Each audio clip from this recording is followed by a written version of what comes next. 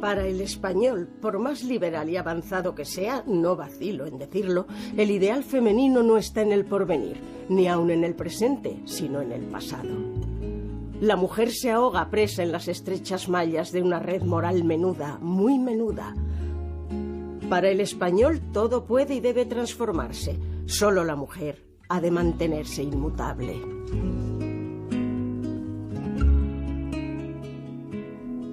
Afortunadamente, estas frases carecen de sentido en la sociedad actual española, no en otros lugares del mundo. Pero cuando doña Emilia las pronunció a finales del siglo XIX, constituyeron piedra de escándalo. Independientemente de su categoría literaria, doña Emilia pasó a la historia por haber manifestado públicamente su desacuerdo con el trato dado a las mujeres. Era una feminista que intentó derribar barreras a través de sus novelas y también con su comportamiento personal, llegando a adoptar posturas incluso mucho más arriesgadas que sus propias protagonistas. Emilia Pardo Bazán fue una mujer que defendió su libertad, su derecho a desarrollarse como persona en un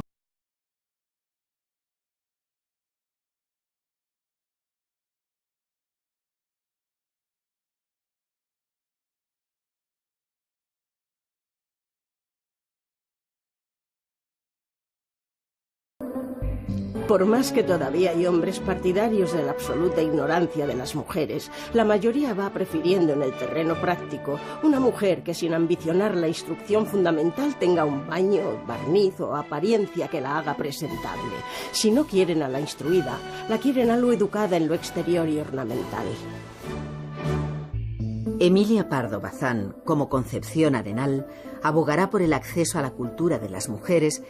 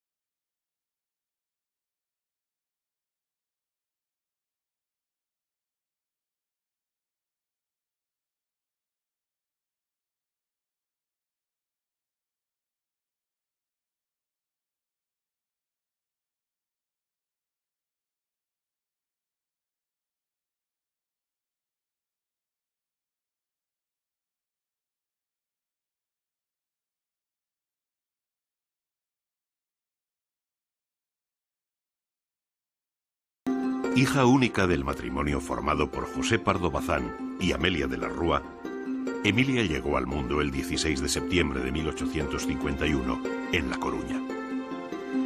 Sus padres quisieron que recibiera una esmerada educación, y muy pronto se le permitió el acceso a la importante biblioteca familiar. Allí Emilia se aficionó a la lectura, entrando en contacto con el mundo literario. Un amplio y atractivo horizonte se abría ante sus ojos. Mujer de fuerte carácter y muy independiente, Emilia contará siempre con la comprensión paterna. Las relaciones con su padre son excelentes y él, que es un hombre liberal, sin duda influirá en la formación de su hija. Pasados los años, Emilia recordará una frase que su padre le solía repetir. Mira, hija, los hombres son muy egoístas. Y si te dicen alguna vez que hay cosas que pueden hacer los hombres y las mujeres no, di que es mentira, porque no puede haber dos morales para dos sexos.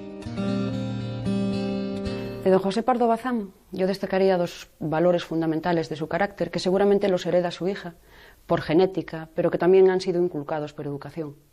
Por un lado son los fortísimos principios éticos y la sólida formación autónoma. El padre de Emilia Pardo Bazán decide por sí mismo, incluso en el Congreso, defender el papel de la Iglesia Católica sin contar con la opinión de sus correligionarios, sin el partido político en el que él estaba colaborando, que era el de Olózaga. Entonces, eso le vale una crítica enorme a su labor como político y le vale incluso que deje la política. Al mismo tiempo también le vale el título de conde, por cierto. Pero es él el que ha decidido hacer eso. Y esto se lo enseña también a su hija. Emilia Pardo Bazán se define por sí misma en cada situación que se le plantea. No creo que en el feminismo de Emilia Pardo Bazán influyera decisivamente su padre. Nada más que en el sentido de que no era un padre al uso.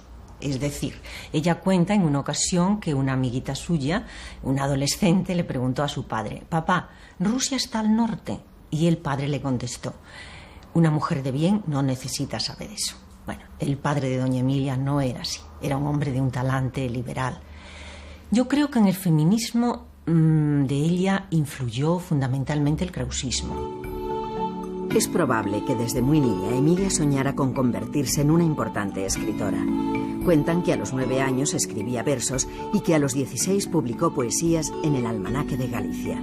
Pero es una señorita que se mueve en ambientes sociales acomodados, una señorita de capital de provincias, y su comportamiento tiene que responder a lo que todos esperan de ella. Sus padres le proponen el noviazgo con un muchacho de buena familia que Emilia acepta.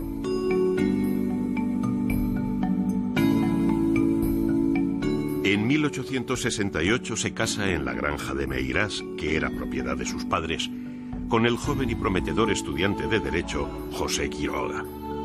Los recién casados se instalan en Santiago de Compostela, donde José puede seguir cursando sus estudios de Derecho.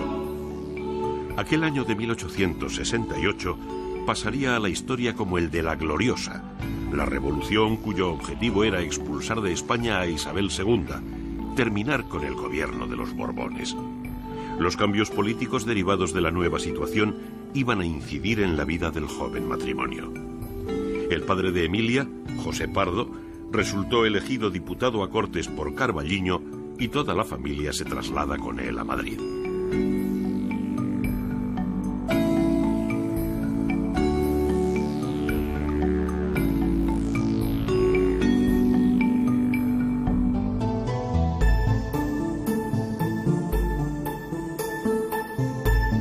Es posible que debido a su carácter y a una serie de circunstancias que rodearon su vida, que sin duda le permitían una mayor libertad que a la mayoría de mujeres, Emilia Pardo Bazán hubiese alcanzado de igual forma sus objetivos de haberse quedado en La Coruña, aunque la vida en Madrid le abriría infinidad de posibilidades. Ella es distinta. No se conforma con participar en reuniones sociales ni con sumergirse en el ambiente frívolo y festivo de la gran ciudad. Asiste a las reuniones del Parlamento. Quiere escuchar las opiniones en directo de los políticos del momento y, sobre todo, introducirse en el ambiente que a ella realmente le interesa. Las tertulias y círculos literarios le permitirán conocer a personas que admira. Cuando Emilia conoció a José de Zorrilla, le convenció para que diera un recital en su casa. Desde muy niña había sentido adoración por el considerado como el más representativo de los creadores románticos del momento. Tengo un palacio en Granada, tengo jardines y flores, tengo una fuente dorada con más de 100 surtidores. Y te daré blancas plumas para que adornes tu frente, más blancas que las espumas de nuestros mares de oriente. ¿Qué me valen tus riquezas?, respondióle la cristiana, si me quitas a mi padre, mis amigos y mis damas. Vuélveme, vuélveme, moro, a mi padre y a mi patria, que mis torres de León valen más que tu Granada. Lo cierto es que no deja de sorprender esta admiración de la escritora gallega, que siempre se manifestará partidaria de los autores realistas naturalistas y no de los románticos, a los que considera superados.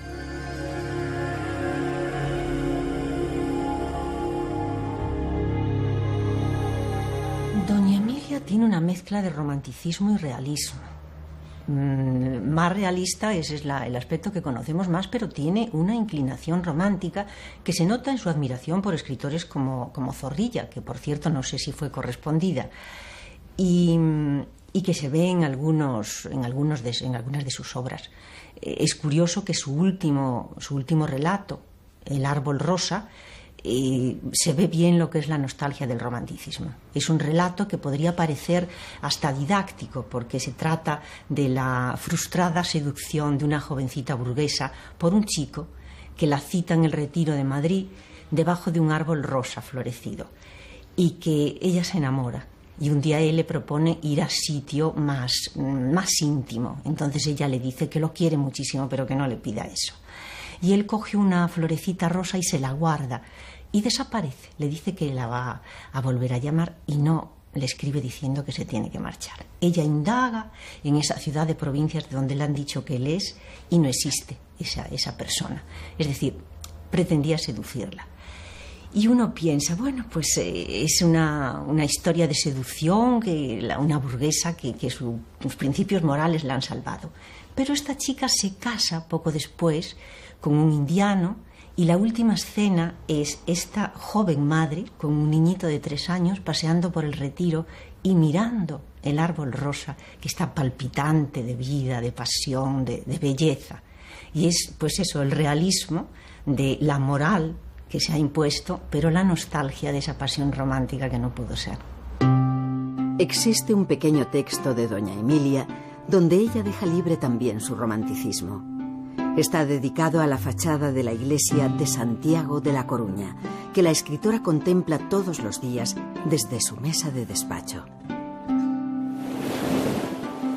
Orientado al naciente, la virazón marítima calla y no se oye más que el goteo argentino de la lluvia en los cristales, pero se ve tan cerca que se me viene encima, que me parece estarla tocando, la fachada gótica de la iglesia de Santiago, gris y pálida, con su cornisa cuarteada por el peso de los años, su pórtico de arco apuntado señalando ya la ojiva, y sus 2 santos de piedra que sostienen el arco y se miran inmóviles, siempre desde la misma distancia, a guisa de almas enamoradas que no pueden jamás reunirse. Sin duda, doña Emilia Pardo Bazán es sensible al romanticismo, pero demostrará en muchas de sus creaciones hasta qué punto está influida y es partidaria del naturalismo, nueva corriente literaria creada en Francia en torno al escritor Émile Zola.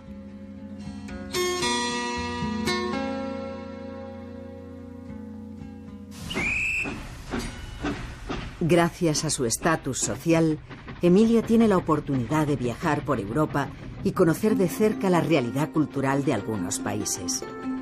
Visita Londres, Viena, donde en 1872 contempla la Exposición Universal.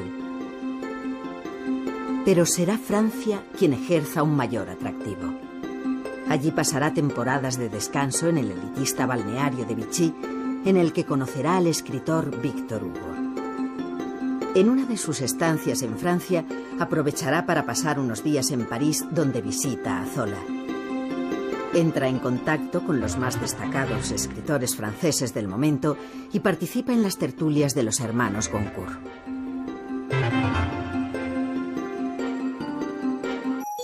En el año de 1882, doña Emilia publicó en el periódico La Época una serie de artículos que no pasaron desapercibidos, pero que tampoco se convirtieron en piedra de escándalo. Sin embargo, la recopilación de todos ellos en un libro, La cuestión palpitante, con prólogo de Leopoldo Alas Clarín, sí transformaría a la autora en persona no grata para determinados sectores de la sociedad de entonces. Precisamente por eso, aun cuando el libro no sea más que la recopilación, hay un aspecto acumulativo, que el libro entra pues en lugares a donde posiblemente no habían llegado los artículos. Pero el escándalo se produce porque es una mujer, fundamentalmente porque es una mujer que se pone al nivel del hombre, una mujer que dialoga con la sociedad, que defiende unos principios exactamente igual que pudiera hacer el hombre. Entonces hay esa especie de defensa de la masculinidad intelectual. Lo mismo que va a suceder posteriormente cuando ella pretenda entrar en la Real Academia Española, ¿no?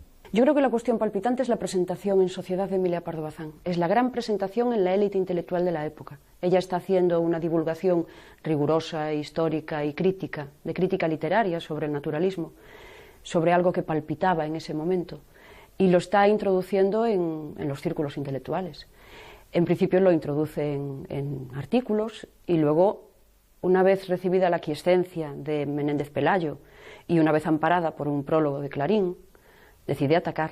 El mismo prólogo de Clarín es polémico y ella creo que reivindica también esa polémica para sí. Emilia Pardo Bazán es una mujer que nunca huye de la polémica y yo creo que a ella le interesa también esa posición, ese ser nombrada en todos los círculos intelectuales de la época, sobre todo porque tiene a su favor la opinión favorable de muchos intelectuales también.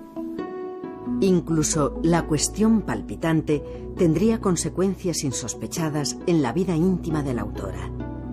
Se organizó tal revuelo con aquel libro que su marido, porque así lo creía, o presionado por las personas de su entorno, pidió a Emilia que dejara de escribir. Posiblemente el matrimonio ya tenía problemas, porque si doña Emilia hubiera querido seguir escribiendo al lado de su marido, seguro que sabría cómo convencerlo. Aunque también es verdad que nunca una mujer le pediría a su marido que cambiara de profesión ante las críticas desfavorables, sino todo lo contrario.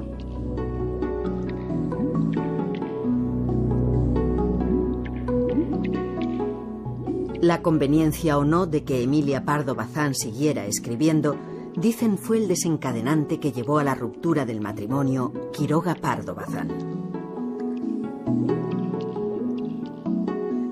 Tenían 3 hijos, Jaime, Carmen y Blanca. Se separaron de forma amigable. En aquel momento no existía el divorcio en España. La escritora fue consecuente con sus ideas. Ella pretendía que las mujeres dispusieran de caminos honrosos para ganarse la vida por sí mismas. Propugnaba con su ejemplo la rebeldía contra la opresión del marido. En una carta escrita a un amigo, Emilia dice: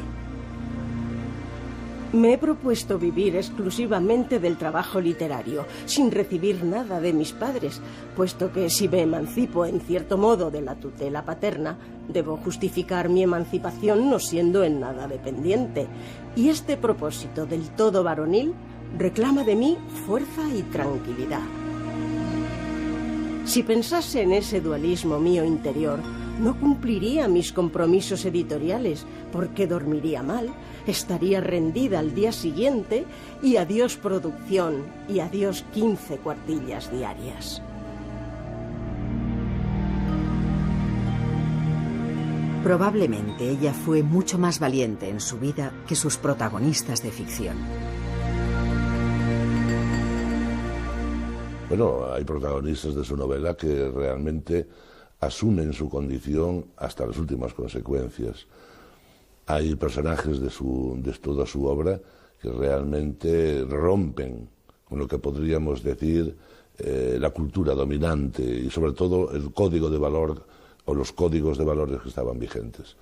Pero es que doña Emilia era una mujer que no reparaba tampoco en subterfugios, y si era necesario presentarse pues con toda la agresividad que fuera necesaria, evidentemente lo hizo.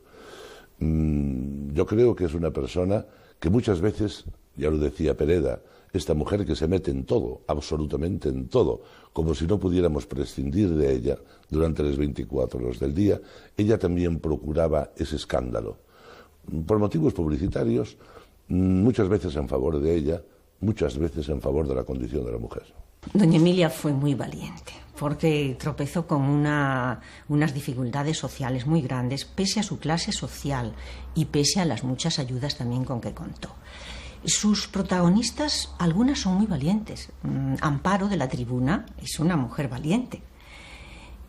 También lo es Feneiras, que se empeña en trabajar contra viento y marea y da clase, que es lo único que puede hacer dada su escasa instrucción, da clase a niños pequeños.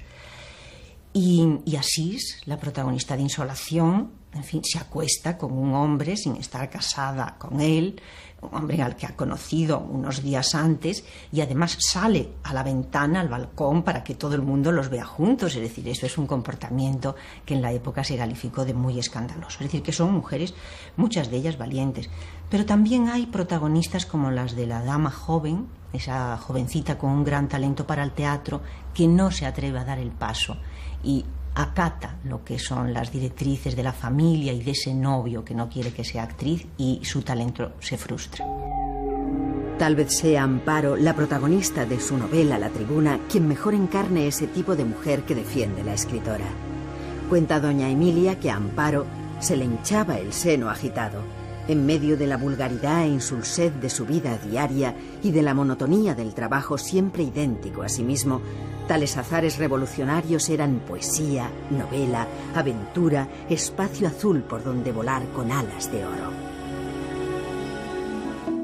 Definida por su autora como un estudio de costumbres locales, La Tribuna, publicada en 1883, está considerada como la primera novela naturalista de la Pardo Bazán. Es posible que un sector de los lectores experimentase cierto rechazo al ver reproducida en el relato la realidad con una objetividad perfecta y en todos sus aspectos, incluso los más vulgares. Tal vez prefiriesen otro tipo de narraciones más almibaradas y con protagonistas femeninas más convencionales.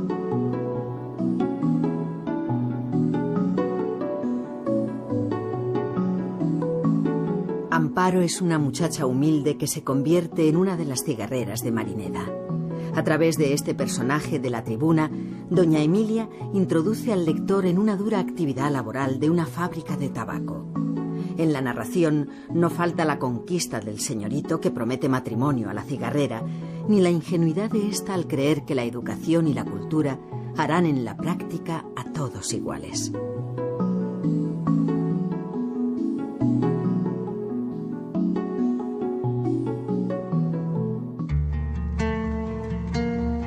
En un escenario totalmente distinto, Madrid, y en un ambiente aristocrático, se desarrolla Insolación, una novela de amor. Escrita 6 años más tarde que La Tribuna, es, en opinión de algunos estudiosos de nuestros días, anticipo de lo que será la novela del siglo XX. Es posible que fuera esa modernidad lo que llevó a los críticos y escritores contemporáneos de doña Emilia a verter sobre la obra comentarios poco favorables. A José María Pereda le parece mal que la protagonista, Asís de Taboada, vaya a la romería de San Isidro con un hombre al que ha conocido la noche anterior y que se emborrache con él. Esto es imperdonable en una mujer de su clase, escribe. La Taboada es una marquesa viuda.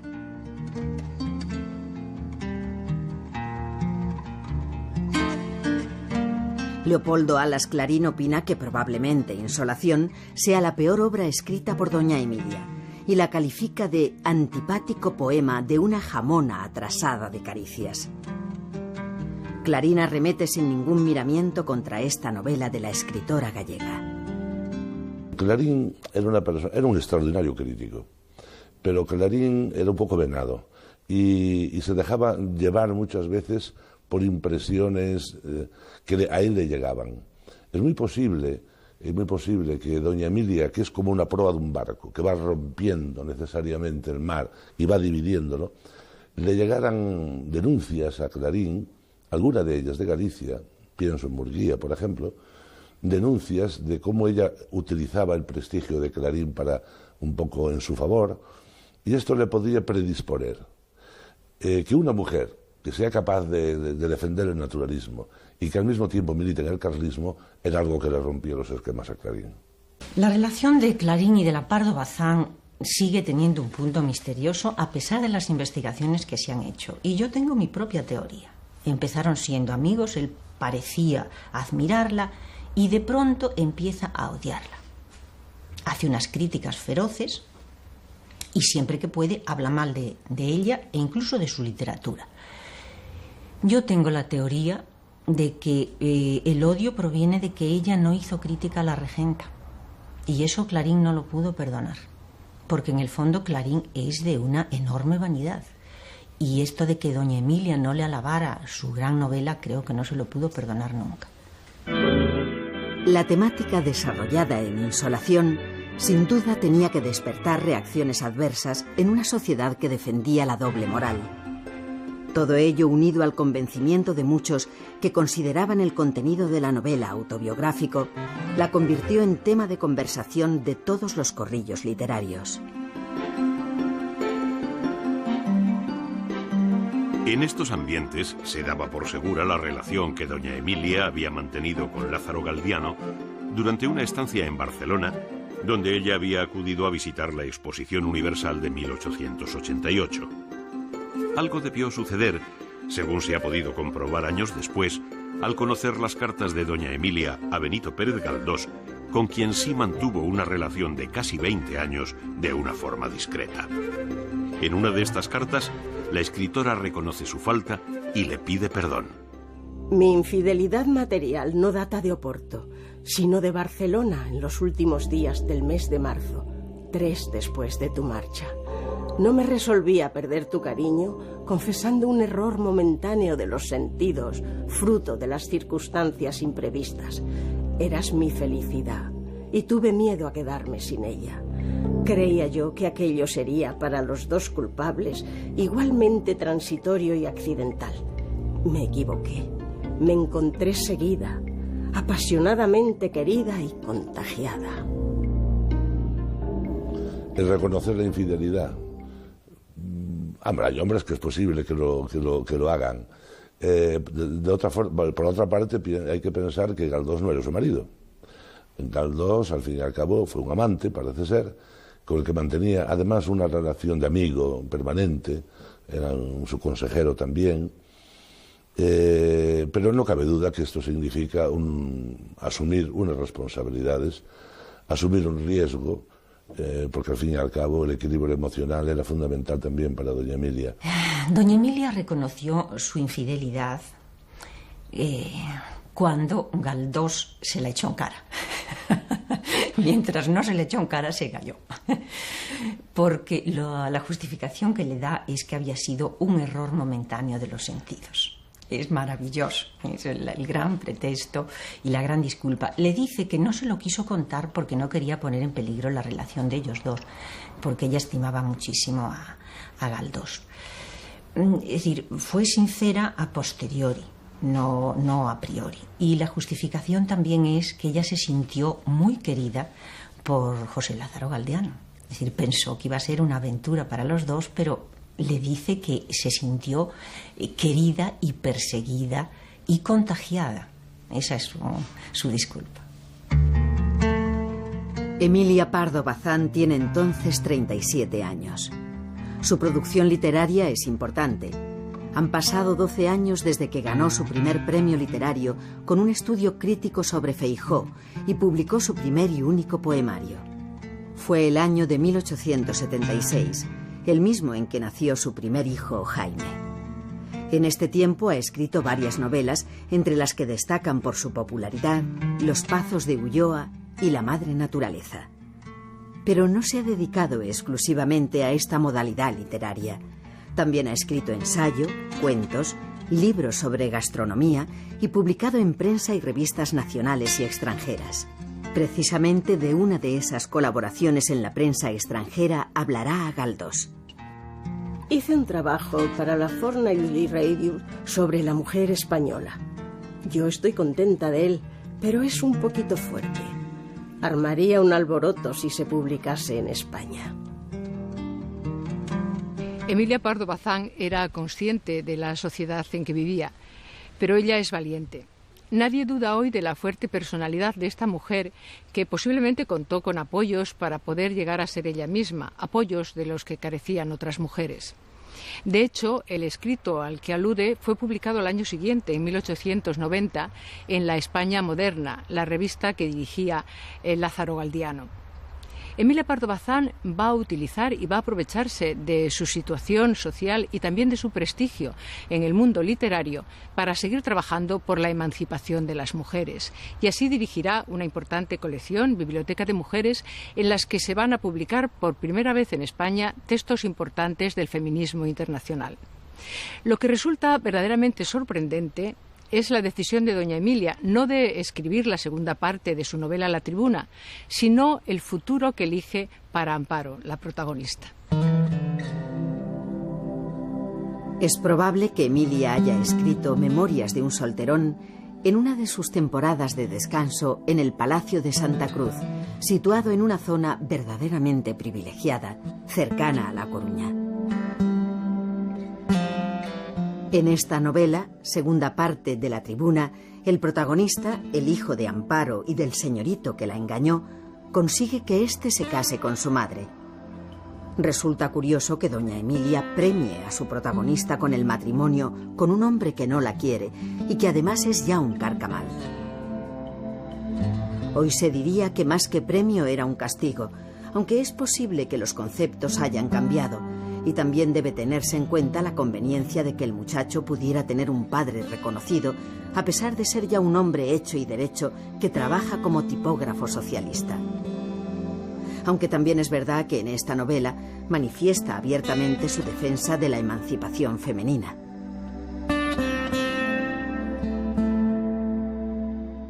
Hay que partir del supuesto que doña Emilia, cuando escribe La Tribuna, está militando en el carlismo puro y duro, y doña Emilia manipula, inteligentemente, eso sí, manipula a sus personajes en función incluso de sus propios criterios políticos. Hay que tener en cuenta que doña Emilia es opuesta al federalismo, al anarquismo, al socialismo, incluso al progresismo.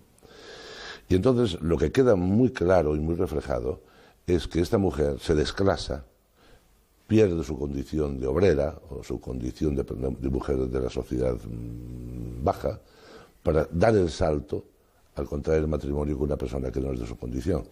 Claro, hay una moraleja oculta, la moraleja de que en cuanto te ofrecen un bien, olvidas tus compromisos con tu clase. En Memorias de un solterón, doña Emilia hace la defensa de Amparo a través de la actuación de su hijo. Su hijo, que aparece llamado el compañero sobrado, porque es socialista y además tipógrafo, profesión revolucionaria, y el hijo es el que obliga a su padre a casarse con su madre, no tanto para reparar la honra de esta, sino para vengarse de su seductor, es decir, del padre. Es curioso también cómo al final de la novela, tras la boda de sus padres, este compañero sobrado pues cambia de actitud, y aquí tenemos una finísima crítica de la autora cuando va a sustituir el atuendo de obrero, la gorrilla y la blusa, por un traje lujoso de hijo de millonario. Amparo, la Tribuna, es seducida por Baltasar, el señorito, que la deja abandonada. Y claro, socialmente ella carga con ese hijo, es una marginada social desde ese momento. Y 20 años después, doña Emilia retoma ese personaje y hace que su hijo, que es el compañero sobrado, un anarquista, obligue a su padre, con amenazas, a reparar el honor de su madre, a casarse con ella. Y podría parecer que es pues una cuestión de moral, de decir, bueno, pues se ha hecho justicia, pero yo creo que no, que doña Emilia lo que quiere demostrar en esa obra es que el compañero sobrado, en cuanto se ve señorito, es decir, heredero del dinero de su padre, deja de ser anarquista. Es decir, a mí me parece que ahí doña Emilia está defendiendo la tesis de que gran parte de los anarquistas lo son porque son marginados. Cuando se ven con dinero abandonan sus ideales. En 1908 es nombrada por el rey Alfonso XIII condesa pontificia de Pardo Bazán. A pesar de que ha sobrepasado los 50 con generosidad, doña Emilia se encuentra en plenitud. Sigue escribiendo, colaborando en prensa, pronunciando conferencias. Hace 2 años ha sido nombrada presidenta de la sección de literatura del Ateneo de Madrid.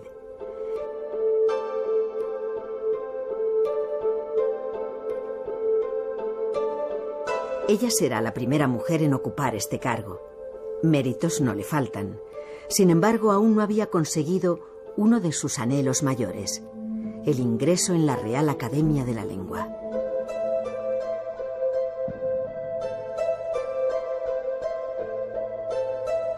Desde que en 1853 la Real Academia de la Lengua decidiera, después de rechazar el ingreso como académica de número de Gertrudis Gómez de Avellaneda, elaborar un informe en el que se prohibía terminantemente la entrada de representantes del género femenino en la institución, ninguna mujer se había atrevido a intentarlo. Será en 1912 cuando doña Emilia Pardo Bazán, al enterarse de que se habían producido 2 vacantes y antes de que fuesen publicadas en la Gaceta, envíe una carta al presidente en la que solicitaba ser admitida en la Real Academia. No había seguido los trámites reglamentarios que señalaban la necesidad de ser presentada por 3 académicos de número. No lo hizo porque sabía que mientras no se revocase aquel escrito de 1853, nada se podría hacer. Es probable que doña Emilia albergase esperanzas de que ella podría provocar la reacción de los académicos. Pero su iniciativa no obtuvo el eco esperado. La Academia decidió seguir manteniendo en vigor el discriminatorio documento que impedía que las mujeres pudiesen formar parte de tan docta institución. De haber conseguido el ingreso, Emilia Pardo Bazán se habría convertido en la primera mujer académica de número, porque Isidra Quintina de Guzmán fue académica honoraria. Andando los años, Blanca de los Ríos y María Moliner obtendrían la misma respuesta que Emilia Pardo Bazán y que Gertrudis Gómez de Avellaneda.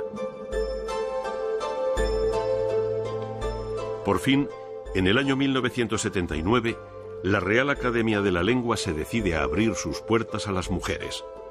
La escritora Carmen Conde fue elegida como miembro de número. Esto tiene mucho que ver con lo que podríamos llamar, en el peor sentido de la palabra, la masculinidad intelectual española de su momento. Es inconcebible para ellos que una mujer solicite entrar en la Real Academia Española. Es un escándalo para ellos que la mujer pueda acceder a una cátedra universitaria, incluso que pueda estudiar en la universidad. Esto es tremendo, pero esto es así. Y eran personas aparentemente liberales, tipo Valera. No hablemos ya de otros. El rechazo de la Real Academia Española a doña Emilia Pardo Bazán es un capítulo vergonzoso para la institución y para los académicos, porque sabemos por libros de anécdotas de la época, por memorias que se publicaron en la época, las cosas que decían los académicos respecto a la entrada de doña Emilia.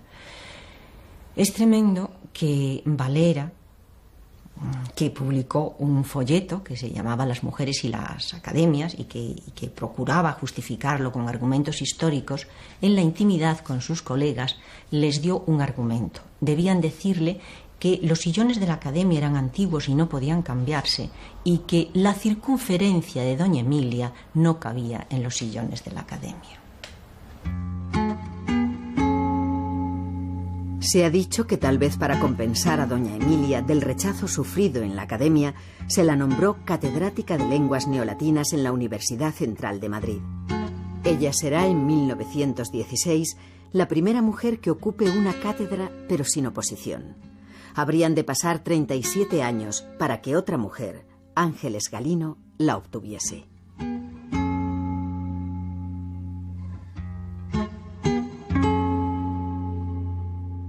Dotada de una gran fuerza tanto física como mental, la escritora gallega demostró que ella podía no ser igual, sino superar a muchos de sus contemporáneos. Algunos críticos la consideran como el ejemplo de la mujer humanista, comparándola con Menéndez Pelayo, con la diferencia, puntualizan, de que éste no escribió novelas.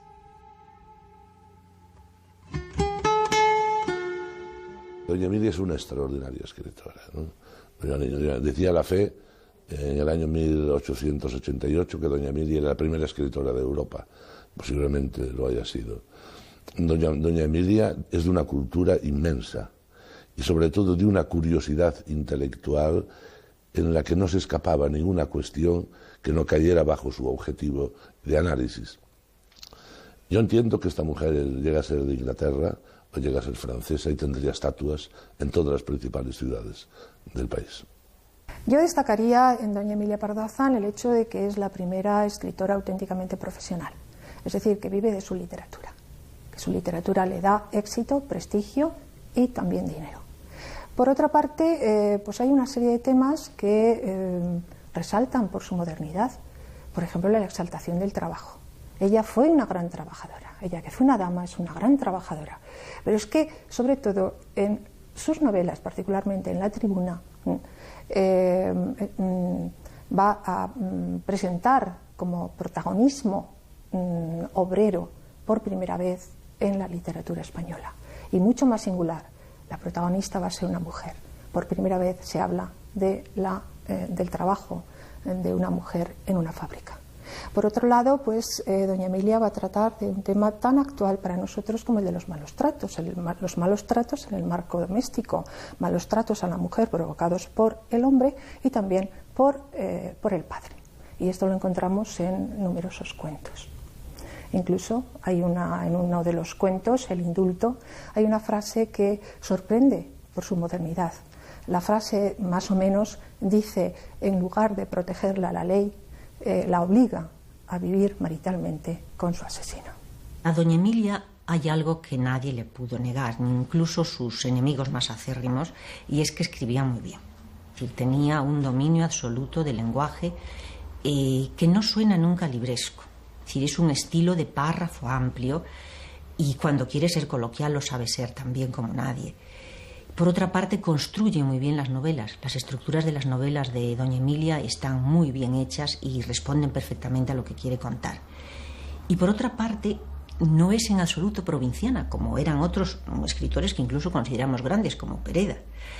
Doña Emilia asimilaba lo nuevo, asimiló el naturalismo francés en cuanto lo conoció, asimiló la novela rusa, que Valera estuvo en Rusia y no se enteró de lo que estaba pasando allí, y ella sí empezó a escribir de otra forma, y finalmente, cuando ya es una escritora consagrada, incorpora a sus novelas el simbolismo y el modernismo. Es decir, esa apertura mental, esa capacidad para asimilar lo nuevo, me parece muy destacable en el panorama del XIX español. En sus más de 1500 artículos de prensa, Emilia Pardo Bazán se hace eco de lo que sucede en sus días. Nada escapa a su mirada. Lo mismo se ocupa de la situación política, que habla de la actualidad cultural o se detiene a reflexionar sobre noticias menos relevantes, pero que sin duda enriquecen la visión de lo sucedido en aquellos años. Noticias que van desde la detención de una mujer por fumar desvergonzadamente en público a la popularidad de la novela Electra de Galdós. El día 4 de mayo de 1921 aparece en el ABC el que iba a ser su último artículo. Un artículo que doña Emilia quiso dedicar a la obra de Tagore, descubriendo así a los lectores la creación de un poeta que aún no había sido traducido al castellano. Algo muy propio de la escritora gallega que estudió inglés y alemán solo por el placer de leer en lengua original las obras de sus autores preferidos. A los 8 días de aparecer este artículo, fallecía doña Emilia Pardo Bazán. Moría rodeada del cariño de los suyos. La prensa se hizo eco de la triste noticia. La desaparición de la escritora gallega fue recogida con pesar tanto en el mundo literario como en el resto de la sociedad. Se iba una de las mujeres más valiosas y populares del siglo XIX. Una mujer que consiguió ser ella misma y que no se adaptó al comportamiento que la sociedad esperaba de las mujeres. Un comportamiento que ella había denunciado. Para el español, todo puede y debe transformarse. Solo la mujer ha de mantenerse inmutable.